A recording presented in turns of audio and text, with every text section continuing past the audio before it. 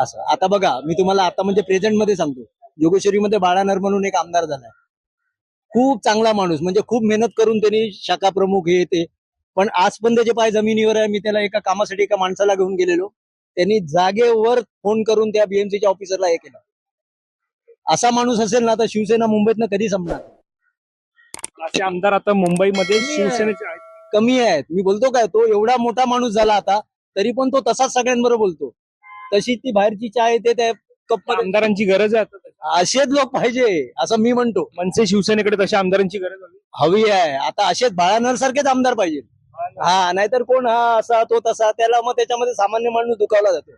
बाबा, ज्या प्रकारे ते सांगतायत की दोन आमदार असे हवे की जमिनीवर राहणारे पाहिजे, तुमचं काय मत आहे? बरोबर आहे, बरोबर आहे. त्यांचे पाय जमिनीवर पाहिजेत आणि त्यांना जर खरंच काम करायचं असेल तर पाय जमिनीवर ठेवले तरच त्यांच्या हातून खरं काम होईल. इथे पाहतोय आपण